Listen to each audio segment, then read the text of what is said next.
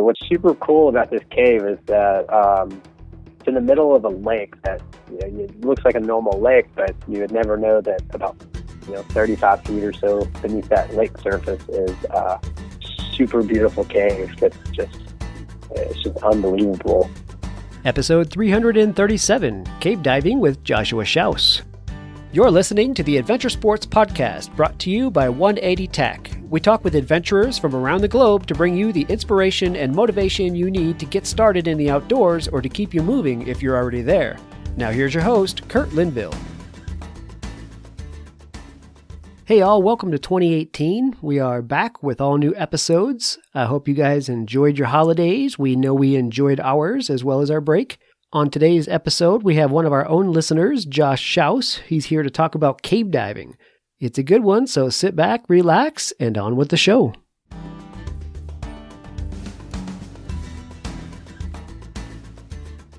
Hi friends, thank you again for listening to the Adventure Sports Podcast. I've got a great guest for you today. Joshua Shouse is here to talk about cave diving. I have been wanting to do a cave diving episode for a long time, and Josh stepped up to the plate for us. I don't know why, but it's been tough to find a cave diver to be on the show. Josh is in Louisville, Kentucky. He started scuba diving about 4 years ago and got into cave diving pretty quickly. He's been doing cave diving for about 3 years. And man, he is tearing it up. He has over 160 cave dives already. So quite a lot of experience for such a short period of time. I am really excited to pick his brain about an adventure sport that we have not yet talked about on the Adventure Sports Podcast. So Josh, welcome to the program. Thanks for having me. Pretty excited to be able to talk about it. Oh yeah, it's really cool. I don't even know where to start almost. I think we should start with scuba. Just the Scuba 101 thing. We've done several shows on scuba diving, and so our listeners can go back, and I say this almost every show, but if you go to the adventuresportspodcast.com, at the top there's a link for episode categories. So if you click that link, then all of our shows are listed there. If you do a Control F, then that will allow you to put in any term you want or a person's name, and you can find the show. So if you want a more in-depth show about just scuba diving, like ocean diving in particular, then maybe go there. Today, we're going to spend most of our time on cave diving. But, Josh, let's talk about scuba at the beginning, just for those who don't know about scuba and haven't heard those earlier shows. Let's start here. Why did you take up scuba diving? So I was in college, I was getting my first degree, and I went to school with my brother, and we were both kind of looking for a easy class and that we could take together and make it easier for studying and whatnot. But they offered a scuba diving course. We both thought that was super cool. And so we took that course. It was over a semester long, and I think it was about every other week or so we would go to the pool and do skills and learn how to breathe off regulators and assemble your gear and whatnot. And then we would eventually, at the end of the semester, you would complete what's called your confined water portion. And that doesn't necessarily give you the ability to go scuba diving just yet. So it comes in two parts. And maybe I'm touching on things before we get there, but you then have to go down to what they call open water. And that can be oceans or lakes, quarries, things like that. Where you then do essentially the same skills, but just in open water in front of the instructors. And then that's how you get your open water course. So, I've heard about weekend programs where you go long days and it takes about 3 days and you're certified. You did it over a longer period of time through college, which actually is better because you get more time to kind of get used to everything you need to know. But what do you think are the key skills that are super critical before someone starts scuba diving? Well, a lot of people think that you got to be a good swimmer to scuba dive, and that's one of the big myths. You actually don't really have to be a good swimmer at all. The critical skills, I feel like it's such a different sport that you really just need to be in halfway decent shape and open to new things. The first time you breathe underwater is pretty cool. Seems like most people have trouble removing their mask underwater and then putting it back on. That's probably the skill that causes most people the issues when they're training. So maybe get used to having your eyes exposed in open water would maybe be the best skill to practice if they were wanting to school through the course easy. It's interesting that you say that. A lot of people think, well, I'm no good in water, I better not scuba. But everyone that I've talked to that trains people to scuba dive, they say, really, that's not the case. A lot of people that don't like water, it's because of not being able to look around in the water. They don't like the water on their eyes, and so getting the mask off might be the challenge, but the mask actually provides them with a comfort level to enjoy the water that maybe wasn't a comfortable thing for them, just as a swimmer. So a lot of people that don't really like water that much find that they really love scuba diving. It's kind of a weird thing. Mm-hmm.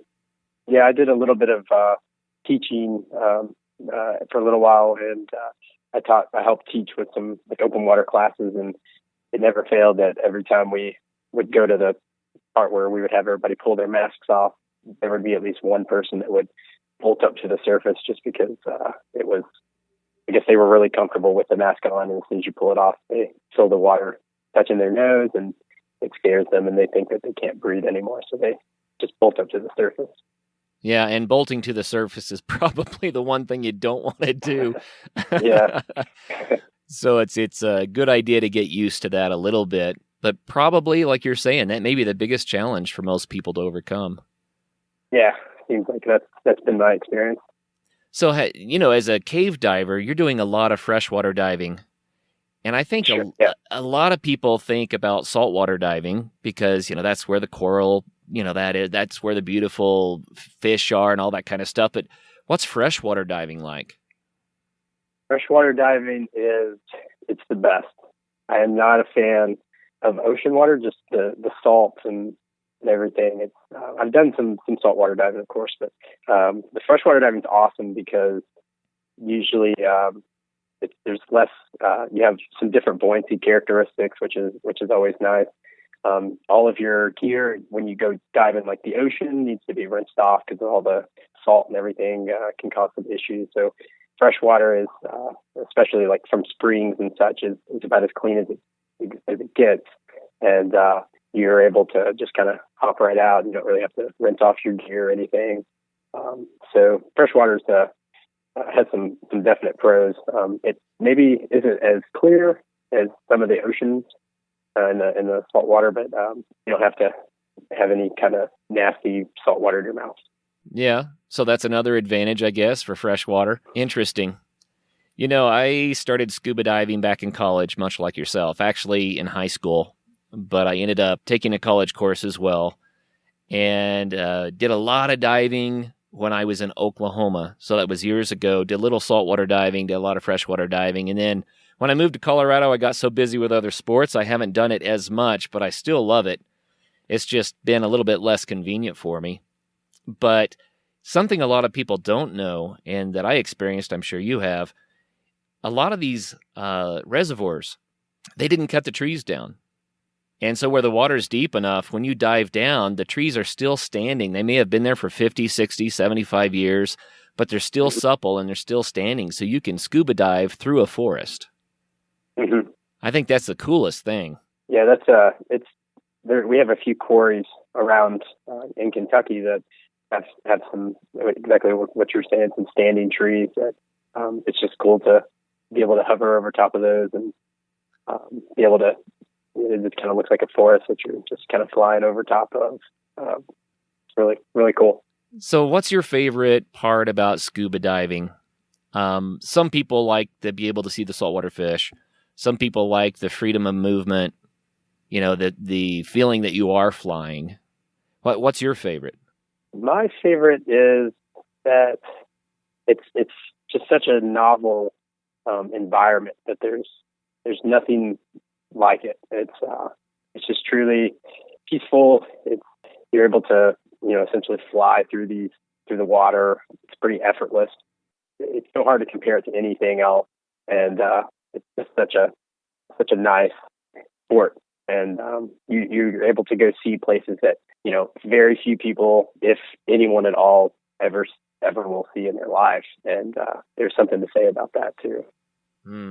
Yeah. Well, maybe we should dive into the cave diving part of this. I didn't mean to make a pun there, but so cave diving, now that scares a lot of people. And here's the reason. When you're scuba diving, if something goes wrong, the surface is, the escape route. When you're cave diving, up isn't out necessarily. And so that adds a new element to scuba diving that it scares me a little bit. I'm sure that other people are kind of like, oh, you're underground and underwater at the same time. I mean, I'm thinking about claustrophobia. I'm thinking about, you really got to be on your game. You don't want to be deep in a cave and run out of air. Holy cow. So let's tell us a little bit about cave diving. What makes it special or different from just your open water diving? Yeah, that's kind of the impression that most cave divers get when you tell somebody that you cave dive is they think it's, the most dangerous thing ever. And, you did a show not too long ago about dangerous aspects. And we always joke and say that the most dangerous part about cave diving is driving to the dive site. Right. And, as you said, if we have issues, we can't just surface. We pretty much have to deal with the issue there. And that's where it takes quite a bit of training to get to the level where you're cave diving. And you work on a lot of skills that, help you to adequately, deal with any issues that you have underwater. We are extremely conservative with our air supply. We use what's called the thirds rule, where we use 1/3 going into the cave, we use 1/3 going out, and then we have 1/3 for emergency. And that's the minimum that you should have.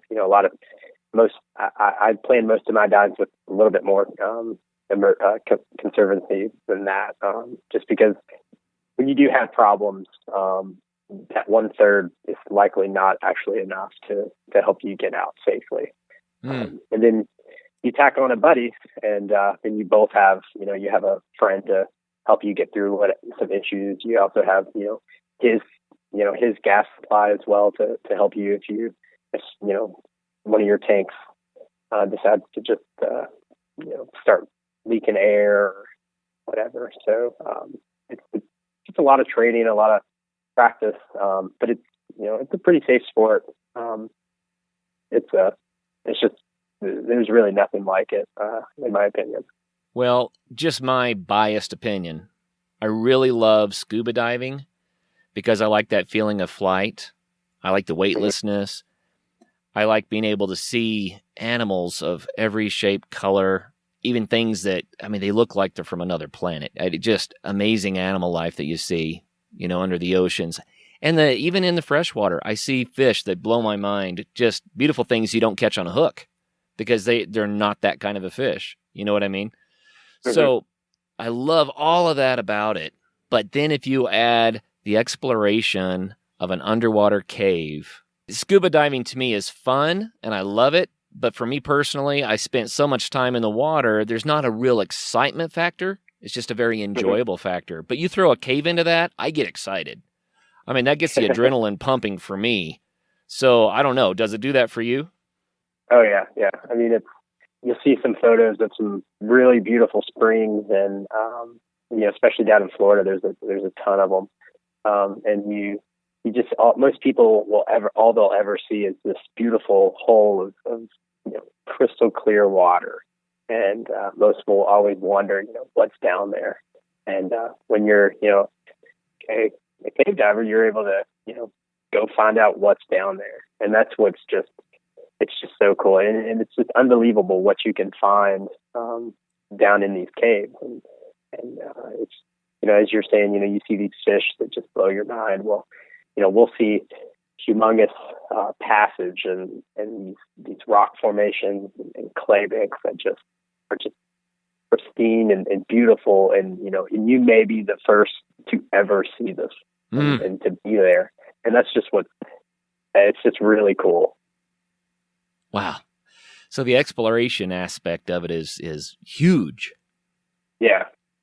Yeah. I can't imagine what it's like to go somewhat deep into one of these flooded caverns. I mean, like you say, I'm envisioning myself looking into some of these giant springs and seeing the clear water until it goes black. And I look in that, and it scares me and entices me at the same time. Yeah, I think that so exploring caves is like a section of the cave diving that I would say a lot of cave divers don't do, but they would like to. I have been fortunate to be able to be kind of mentored by a lot of divers and to help learn how to safely explore caves, and I think because it adds a big it adds a level of I guess if you will danger to the sport. You're going places that are people have never gone. You are, so we use we always have a continuous guideline to the surface, and that, helps you prevent yourself from getting lost in the cave, because some of these caves are like labyrinths, and, there's the passages look the same. And if you, turn around and you're like, well, did I come out this way or did I go out this way? And so we always have a continuous guideline throughout the cave. And so like the caves in Florida that have already been explored, they have this line in place. It's there permanently. It never goes anywhere. Well, when you're exploring new caves, you are the one laying that line. And so you have to make sure you put it in a way that, you can see it and you can follow it out with what we call zero visibility. So, if a lot of the caves, the ground is made up of this fine silt that is just mud. And if you touch it, it just puffs out like smoke. And in a matter of seconds, you can't see anything. Yeah. And so you have to be able to follow that line out in zero visibility. And, it should be able to take you out to the surface to where, once it ends, all you have to do is continue on up to the surface, and you should be in, open air. So Wild. The exploration part is definitely, it's a little bit level of danger, but it can, it can be safely done as well. When I was diving, like I said, 20 years ago or more, I went down to Ginnys Springs, Florida. Mm-hmm. And I'm sure you've probably done a lot of dives around there. Sure have, yeah. Yeah. So at the time, they had one cave where there were no passageways that you could get lost in. They had the only passageway that you might have was sealed off with a metal gate, so you couldn't go in. Mm-hmm. So they would let any diver take a light in there and look around, because it's just one big open, cave, and you could pretty much swim up and out. That's about all there was to it. The other caves, they said you can't take a light unless you're cave certified. You can't take a light, but you can go into the mouth of the cave and swim around as long as you can see the exit. And so we did some of that, and that was really amazing to me. But then the idea that I could flip on a light and just keep going and going and going, that just blows my mind. Yeah. And Ginny is one of the more popular caves. So what you're talking about is sometimes referred to like as Ginnys Spring. They have that grate in the back that keeps people from going back there. And then over where you're talking about is the Devil's Cave system, which technically has two windows into it. And it's probably the most popular cave in Florida. The visibility is always pretty much crystal clear. There's lots and lots of passage there. And it's just has everything from big open passage to small stuff where you're crawling through. And it's just a beautiful cave. But, that also attracts a lot of people that aren't cave certified that, like to go down in those caves like you're talking about, and they'll bring a light and maybe go in and they're not actually supposed to be in there. Yikes. So, well, let's talk about cave certification. You've also already said that it's really important to know what to watch out for when you're cave diving. It's not the same as open water diving. So how do you get cave certified? So cave certified. So obviously you got to be open water SCUBA certified, and then there's a few different training agencies: Technical Diving Institute, and National NSSCDS, which is the National Speleological Society Cave Diving Section. There are two of the big ones.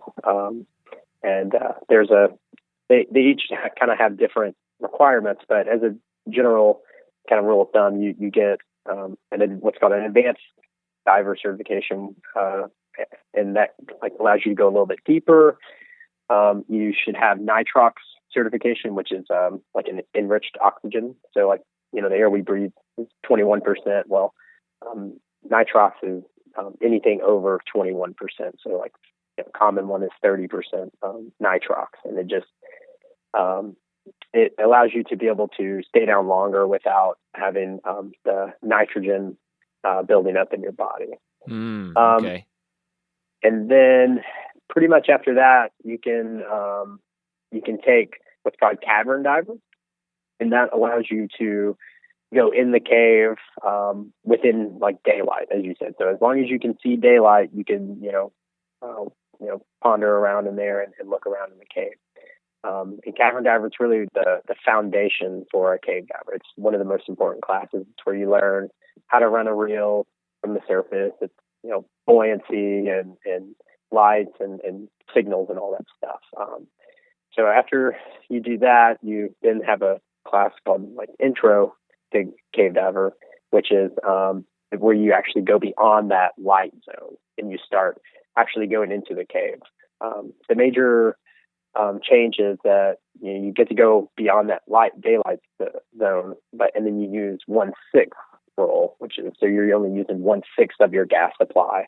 You then use 1/6 coming out, and then you have that remaining for emergencies. And that's just to allow a whole lot of room for if you have issues at that early period of your cave diving experience.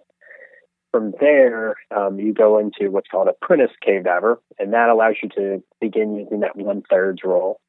And it allows you to, continue on further into the cave, go a little bit further when you're using, 1/3 of your gas supply. The major restriction is that it doesn't allow you to jump off of what we call the main line or the gold line. And because there's a cave has like what we call like the main passage, but then there's all these other small passages off that. And so as an apprentice cave diver, you can only stay in that main passage, and then you just come right back out. And finally, when you get enough experience and you get some dives under your belt, at that level, you can take full cave diver, which is where you can jump over to these other passages to where you can do deeper dives and those kind of things. And that kind of gives you what they call the certification to learn. So now, you can go cave diving, but it's not you still have a lot you can learn from. And then there's a lot of technical courses from there that you can take that allow you to use different breathing gases, like what we call trimix, which is where they use helium. And then that allows you to go deeper. You can tack on rebreathers. You can tack on what we call diver propulsion vehicles, which are scooters. And these are these torpedo-looking things that propel you through the water. It's just there's a lot of different classes after you finish that, initial cave diving certification that you can continue learning with. So I've got to ask some of the questions that I know people must be thinking about. You mentioned that you have this main guideline that you're taking in, and I think about the Hansel and Gretel story. What happens if the line gets cut, or you know what I mean? Yeah, sure. Yeah. I mean, that's okay. So that's like, and that happens, and people, what'll happen is you'll be diving along and somehow it never fails. It gets stuck in some piece of your gear, your fin, your harness or something, and you can't get it out, and you have to cut the line. And in order to get it out, you're taught in your cave training, what you do if you get caught in the line. And you are taught, if you have to cut it, how to repair it and put it back. So it's definitely, and then of course, that comes back to when whoever initially runs the line has to make sure that they run it in a manner that it's kind of out of the way, that you're not getting caught on it, and that it's not going to get cut on some sharp rocks or anything like that. So it's all a part of the plan. Yeah. So you got to be prepared for pretty much everything. It's official. Winter has arrived, and Bent Gate Mountaineering is prepared to help you get ready for your epic winter. Come check out the latest in alpine touring, telemark, NTN, and splitboarding gear. They have brands like Black Crows, DPS, Dynafit, G3, Icelantic, K2, Technica Blizzard, Arc'teryx, Mammoth, Solomon, Volley, Neversummer, Jones, and BCA. And you do need to be safe out there. Bentgate has the latest in avalanche safety gear. They have beacons, airbags, shovels, and probes, and they're ready to help you educate yourself on snow safety. They also rent out gear, so you can get your skis and your boots there, as well as your avalanche safety equipment. What's more, they also have free demo ski days at local resorts, so you can try out the latest gear. Now, how much fun does that sound? So swing by Bentgate in Golden, Colorado, or go to bentgate.com to find your new gear, as well as to get updates on all of their events.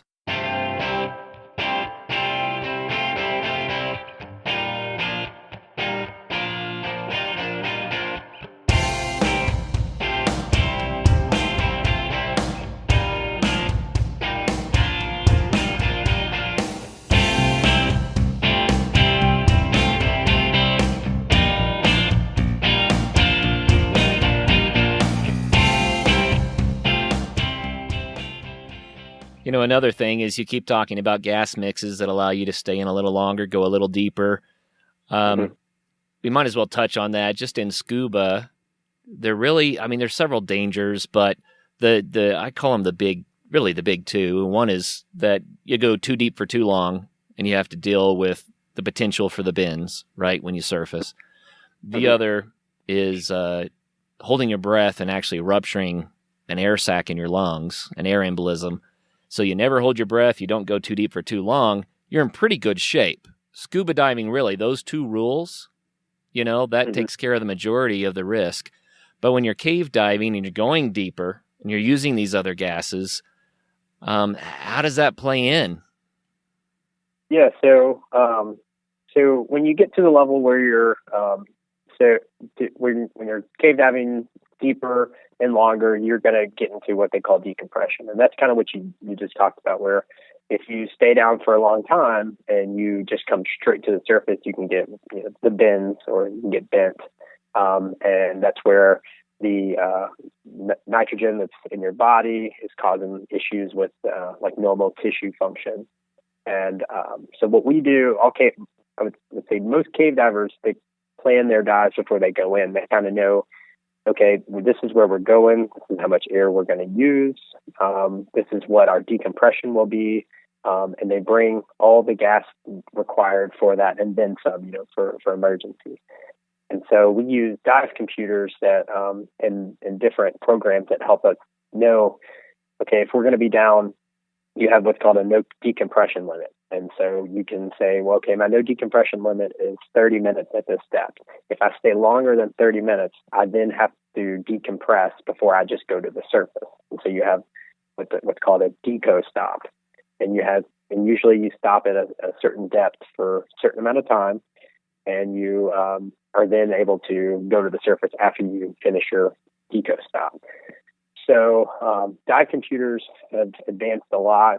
There's a lot of fancy ones out there. And you take a dive computer and it measures your depth and your time. And it's based off various algorithms that tell us, okay, if we're doing this dive to this depth, this is how much time you need to spend at your deco stop and at this depth. And so the longer you do the dives, or the longer dives and the deeper they are, the more decompression you have to do. So you should know about how much decompression you're going to have before you enter the water, because that way you know how much decompression, how much air you need to bring in order to do that decompression. So then what you can do is you can speed up your decompression by using different breathing gases. So like oxygen, most of us will bring 100% oxygen to our decompression stops, and that'll allow us to breathe in only oxygen instead of any more nitrogen, and we're off-gassing all of the nitrogen, and we're taking on no more in our body. So every exhale we do, we're getting rid of nitrogen, and we're inhaling only oxygen. But the catch is if you're breathing 100% oxygen, the max depth you can breathe that at is really about 20 feet. So on a normal average dive, we're just maybe going to go deeper than say like 100 feet. You would stop at about 20 feet and do your decompression stop, where you could then throw in, you could start breathing your oxygen, and you can just off gas all that nitrogen much quicker than if you were just breathing your 30% nitrox mix. And so then you talk about what we call trimix, and that's where you involve helium, nitrogen, and oxygen. And the goal there is to decrease the amount of nitrogen and replace it with helium, and as well as you can decrease the levels of oxygen to, depending on the depth, of course. It kind of gets really technical, so I'm trying to be very this is superficial. This is amazing stuff. Keep going. So you can alter the levels of the gases depending on the depth to ultimately decrease the amount of nitrogen that you are taking in. So that way you can reduce the amount of decompression that you have to do. And so you can actually, have what's called a hypoxic mix, which means that, so the air we breathe is 21%.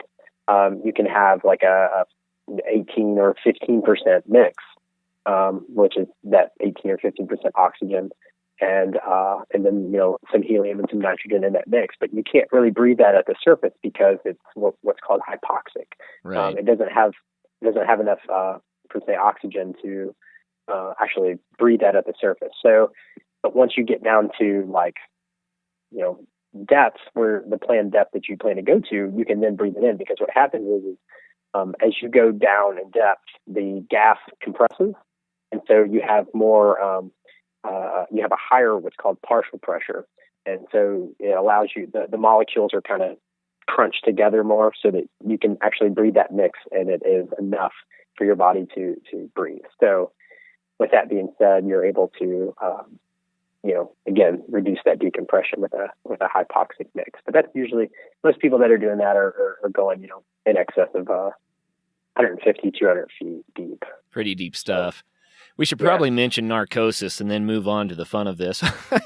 Okay, sure. What you just illustrated for us, though, is that there's a lot to learn and a lot of things that can be done to change the experience. And I like that. I love a sport where, you can get started in it relatively easily, and then there's just a long learning curve after that where you can keep on learning more and more and experiencing new things. So that's really, really awesome.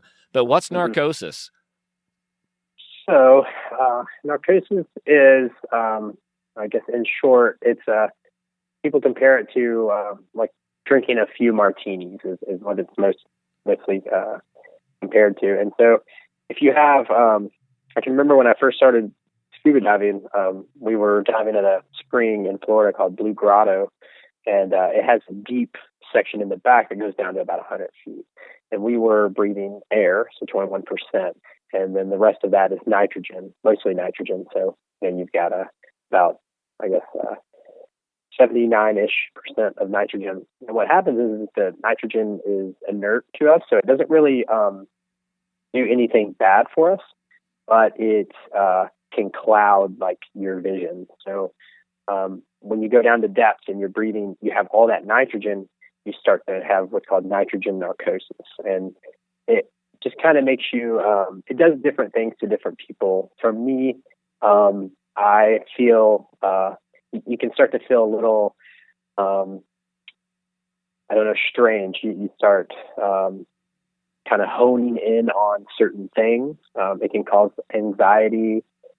It slows things down for me, depending on the depth, where it almost feels like everything gets quiet, and every move you're doing, it's like watching yourself in slow-mo.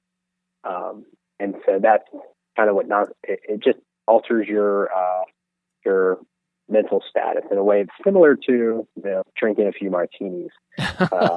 Sounds like a good time to head up. Yeah, and that's why the terms like nitrox and different gas mixes come into play. Is if you can reduce that level of nitrogen, you can increase your overall ability to be clear-headed at that depth, as well as decreasing the amount of decompression you have to do. So that's the other added benefit for different gas mixes is, if you're at 200 feet and you have the least amount of nitrogen as possible, and you've replaced that with helium, then you can be a whole lot more clear-headed. And as you might expect, you want to be as clear-headed as possible at 200 feet deep in a cave. Yeah. Well, we have had a commercial saturation diver on the show, and I believe he was using Heliox. Of course, he stays saturated for days. Yeah. So that he can do big jobs over extended periods of time. And when it comes time then to decompress, it takes days to decompress, which that's a whole nother world. But that's not something that generally a cave diver is going to get into. Yeah, not days of decompression. Yeah, there are some divers out there that are doing upwards of 16, 20-hour dives. So they're physically in the water for that long, and that's a whole other talk that right there. But there are some guys that are decompressing for 10 hours, 12 hours, even longer than that, and it's just due to the depth and the amount of time that they are diving at. That's just what they have to do. That sounds like fun. Yeah. I can't imagine a 10-hour decompression stop. I can't imagine a 1-hour decompression stop. You know what I mean? Yeah. Well, so, they have a lot of inventions that make it easier, like what they call a habitat, which is, if you can imagine, you take a cup and you flip it upside down and you shove it in like a pool of water, and how that air is trapped in there. Right. They create a habitat, and they build it down in the water, and they fill it full of air, and then the divers are actually able to come out of the water and set up inside this habitat. They're able to eat and drink and decompress, all while watching an iPad or something. And so they sit in that little habitat, for whatever hours they have to, and they decompress that way. So it's not maybe as bad as you would expect, but sitting in a room for more than a few hours, it can probably be pretty daunting. It just goes to show it doesn't matter what the sport is. There are people that are going to take it as far as they can, right? Yeah. And that is kind of the beauty of adventure sports, is that people can take it as far as they can. Wow. You know what? I'd like to get a story from you. I would like to hear about your very first cave dive when you were actually going beyond the surface light. I'd like to know what that was like. Well, when I first started cave diving after my training, it was pretty kind of scary, I guess, if you will, because, you have been training and practicing all this time, and now there's no longer an instructor or anybody that's watching over you. You are kind of on your own with a buddy. And the first few dives that I did after my training on, my own, were pretty, were really cool, because you felt like it had all come full circle. You'd spent all this time training, and that you had finally reached to the level where you were really doing something. You were on your own.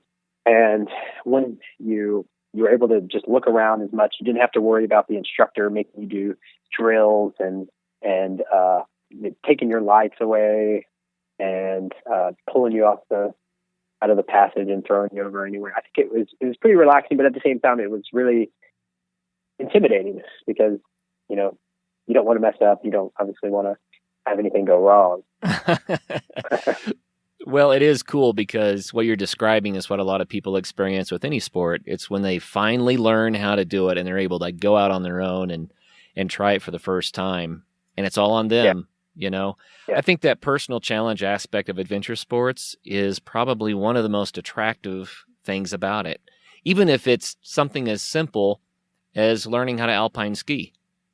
It's that learning curve that is so much fun. It's just innate to what it is to be human, to want to learn new skills and to really enjoy that. Yeah. I can remember it not being too long because I was really conservative on my gas. I can remember it not being too technical because I didn't want to go jump off the main line or anything. And I can remember it being very fulfilling, though, because first cave dive on your own. So that was pretty cool. Right on. So on Facebook, was it just last week you posted some stuff about a dive you did in Missouri? It's actually one of my favorite caves. It's a cave called Cannonball Cave. I think the story behind it is that they found a whole bunch of cannonballs down inside the spring that are, I guess they date back to, I don't know, whenever they were using cannonballs.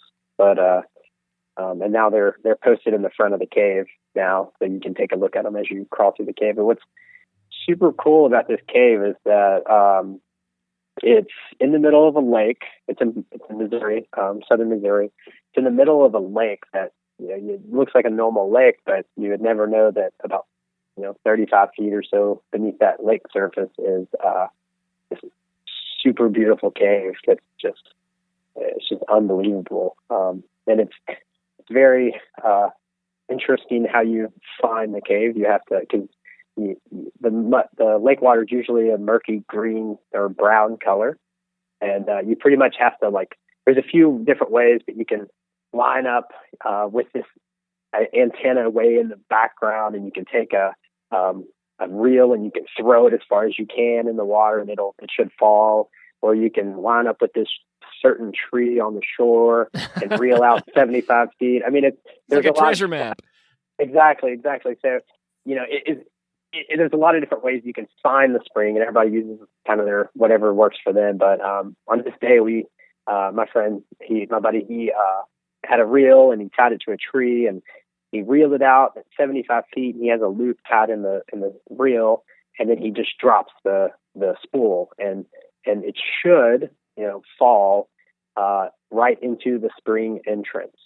And so if it does, then you just kind of have to keep searching around for the cave if you can find it, or you just retry it, and sometimes you don't find it. But luckily on this day we found it first try. We kind of follow that line down the shore, from the shore, and before you know it, I mean, you're going through this nasty green water, and then it's like boom, it's this crystal clear, beautiful lake or spring water, and it's just really, really cool to know that that's like a hidden gem out in this lake.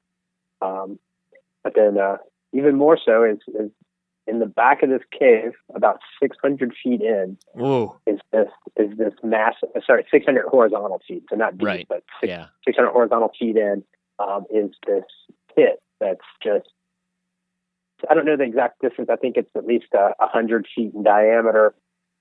And it's where the floor disappears and the cave that just swallows your light. You shine your light down and it's just black. Wow. And it's just, they have the line ran to where you can go right out to the middle, and then you can drop from about 50 feet to a depth of close to 300 feet. And it's just this super big pit. And I mean, it just really feels like you're in outer space or something, hovering above this blackness. And it just follows your light. There's just no floor in sight. And we're using really powerful lights, and it's just pitch black. It's the coolest cave that I've dove, and one of my favorites for sure. Wow. Well, that raises another question for me. When people go walking through a cave that's above water, they see stalactites and stalagmites. Those things form because there's air for water to drip through. Yeah. So I know that some caves are flooded and they still have those formations because the water table was lower at some point in time. But I imagine a lot of these caves don't have those formations because they've never had the air in there. What's it usually like? Yeah, so a lot of the caves, in Florida and in anywhere pretty much other than Mexico or this, like kind of the tropical areas, they are all just limestone caves where there's limestone walls and everything, but there's no formations really or anything. And that's due to, as you said, the water table was lower at one point, and then it rose, and it just kind of flooded them out. So all the caves pretty much in Mexico and like Dominican Republic and those places all have some really beautiful formations. But most of the caves, in the U.S. are not like that. There are some exceptions, and most of those exceptions are due to it was once a dry cave, but then they dammed a river, and it kind of backs up and then kind of it floods the cave, and it kind of recharges that spring, and then there are a few formations that way. You'll find there's a cave we dive in Alabama that has a few formations. The cave in southern Tennessee that has a couple formations, but it's always due to some kind of flooding of a dam or something. Interesting. Another question I have is about current. And, I forget exactly where we were. I believe it was just outside of West Plains, Missouri. Mm-hmm. But there are some amazing springs there that have millions of gallons per day that come out of these holes in the ground. And my family and I mean, here's one example. We're driving along. We see that there is supposed to be a spring. So we stopped by the side of the road to look, and there was an old mill that, water wheel that used to grind flour or whatever. And I'm looking for the spring and trying to figure out where the water's coming from to run this mill. And then I realized, wait a minute, the spring is running the mill. There was that much water. The entire spring was just coming out of this mill. And these are massive springs. But that the surface, the water is kind of like churning and boiling because the current is so strong shooting out of the ground that, it's disturbing the surface, even though that's pretty deep. And I guess the reason I bring all that up is that means that there's a crazy current down there. And I can't imagine what it's like to get into those strong currents in a cave and then maybe have to fight your way out. Or do the currents generally try to push you out? Well, so that brings in like another aspect is you have, most caves are like have a down. You're going upstream, so you're swimming upstream, and the cave is going to be pushing against you the whole time. And so, like as you said, Ginnys Springs, you would swim upstream, and so you would be fighting that flow. And then as that flow is taking you, working against you on the way in, when you turn around and are exiting, it's actually pushing you out, which is really nice because then you get to pretty much just sit there and not do anything, and it just pushes you right out the cave. But there are also some passages in some caves that have what's called a siphon, or even like a downstream. And what that means is that water is going away from the exit, and so it's actually pulling you into the cave. Oof. So something to be, and you would never, well, you shouldn't ever dive. If it's a really strong siphon, you would likely not dive it, or you would dive it with knowing that's the case, and you would have, you would be very conservative, and you would dive in and expect it to be, harder to get out. But as a general rule of thumb, there aren't a whole lot of siphons that people are diving that are sucking you into the cave. So they're out there, but people shouldn't be aren't diving in there. They shouldn't be. Yeah. Wow. That's kind of spooky sounding. I got to relate one story. I interviewed John Fielder a while back, and I used to always ask, and I'm going to ask you in a second because I want to hear it, but tell us about a time that things didn't go right. And I told John Fielder, you might save a life this way. He goes, no, I won't. People always get themselves in trouble, and that's what makes adventure. We learn from our experiences. And I thought, well, I would like to learn from other people's mistakes as much as possible, but here's my mistake. I'm going to throw it out there just because I think it's a crazy story and people should know better.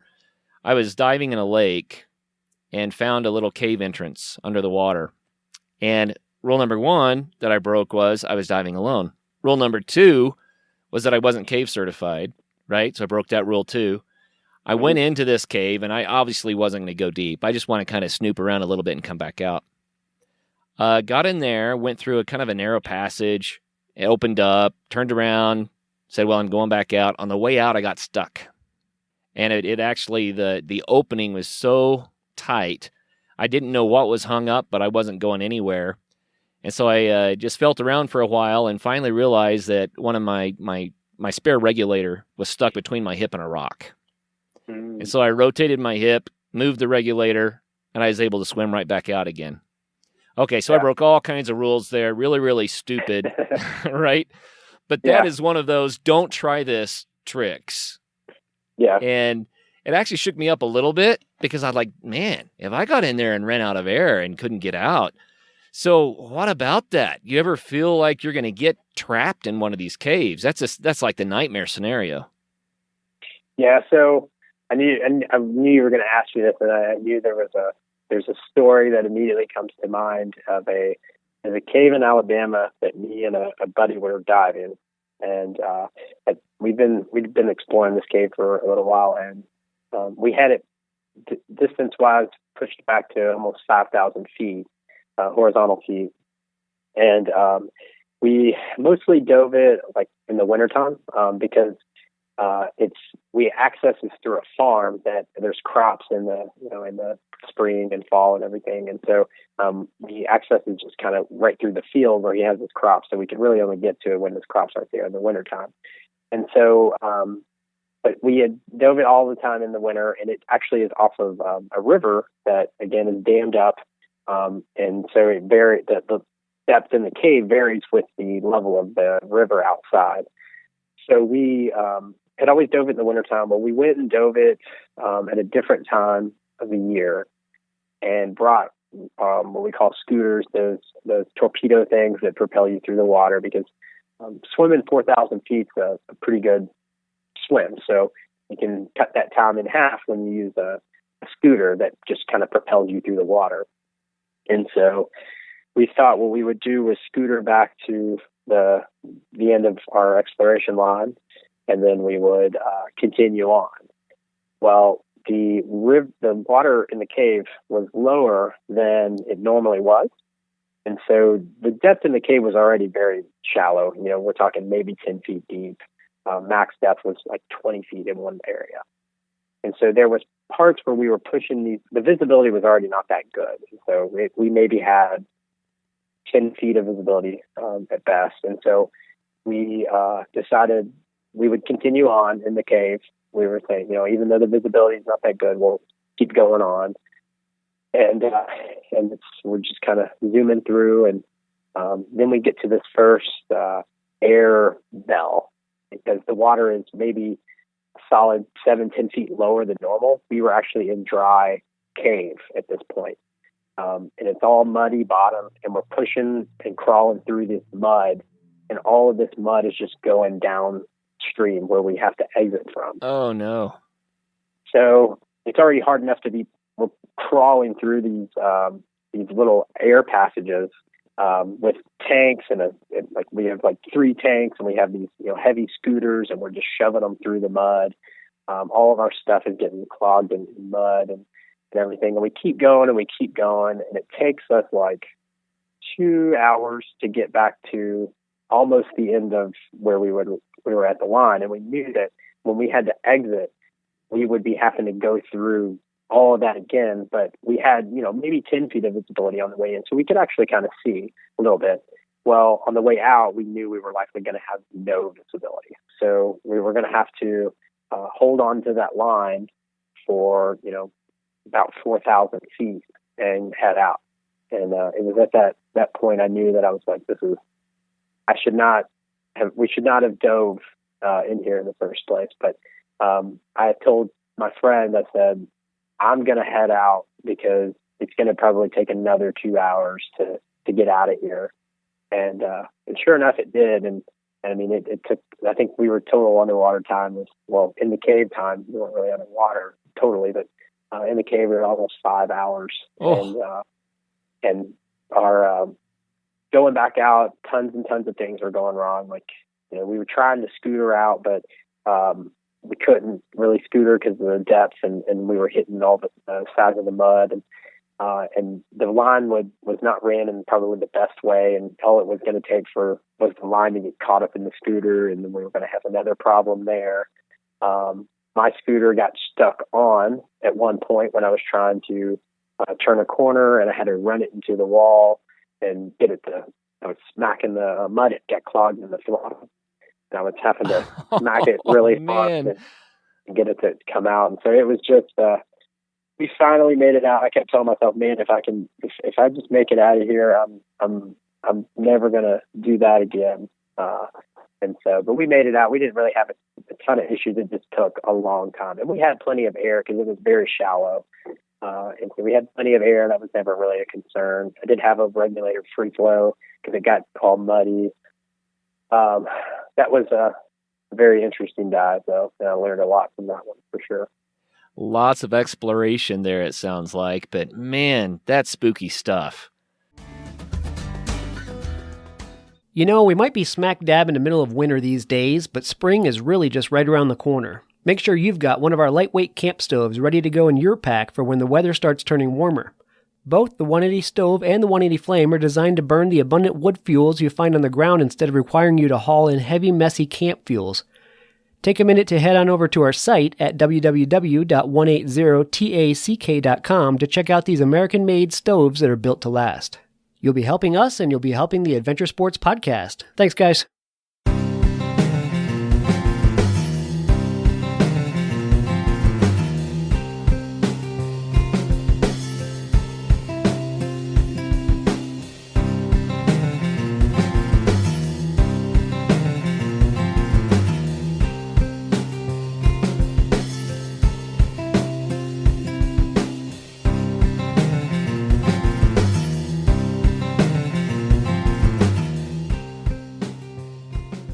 So when you think back on that, is it really still kind of a scary experience for you, or is it, well, we learned a lot and everything turned out okay?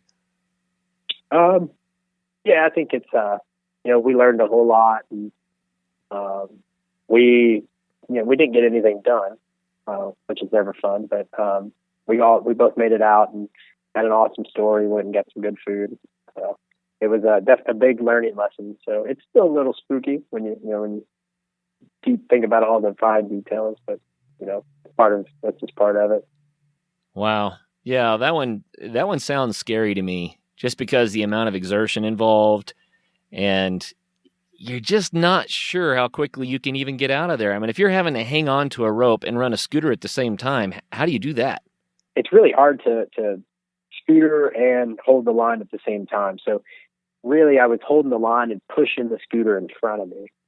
Normally you would take the scooter and you would tie it off behind you and you would tow it kind of behind you.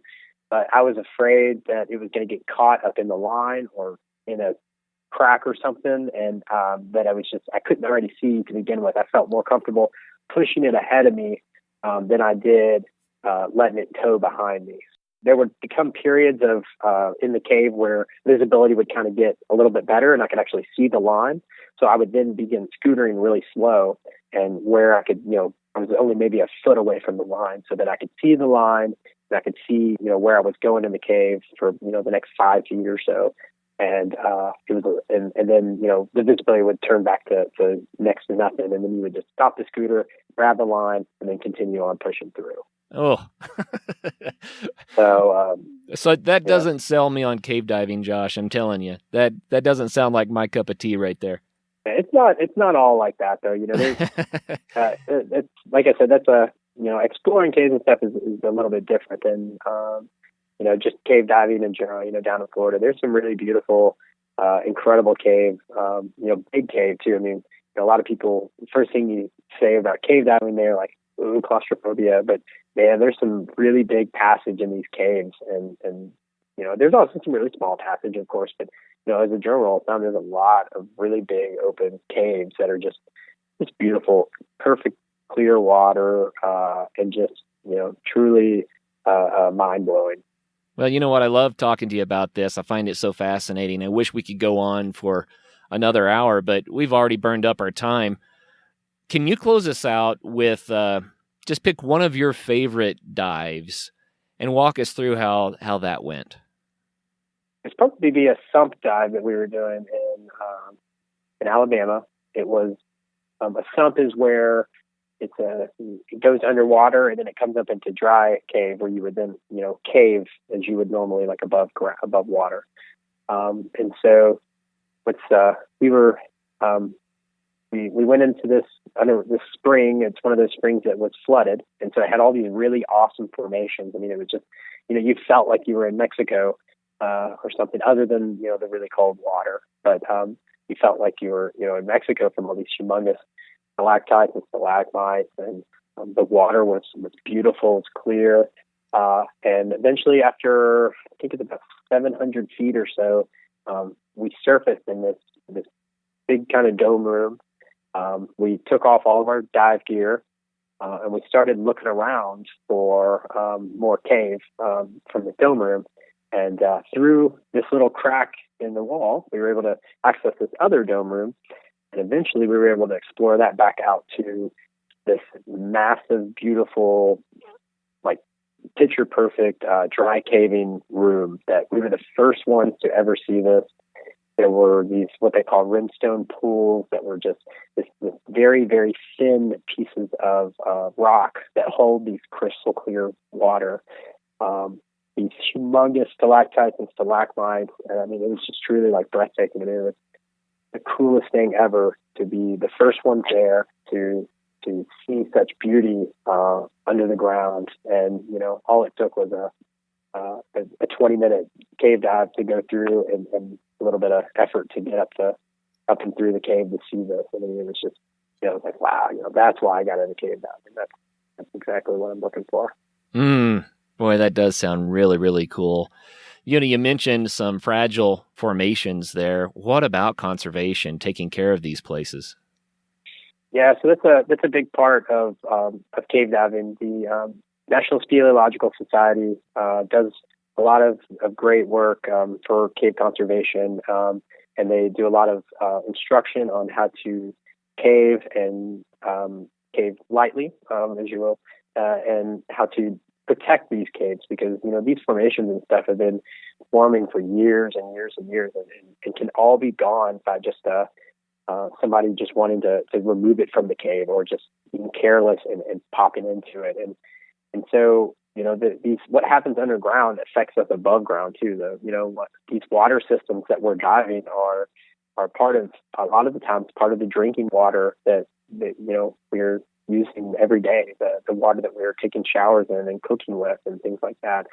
And so, when companies and stuff want to access these springs or put pipelines that's going to interfere with the flow of these springs and all these aquifers, it's important that we not just, say, okay, cool, do it, because, this affects us too.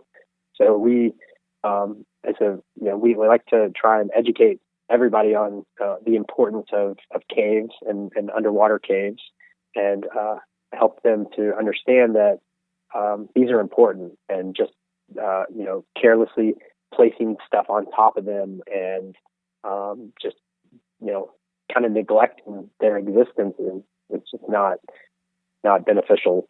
So there's animals that live in these caves. There's microorganisms that are could potentially help us in the future. I mean, there's a lot of benefits from these caves, and I think it's important for everybody to know that.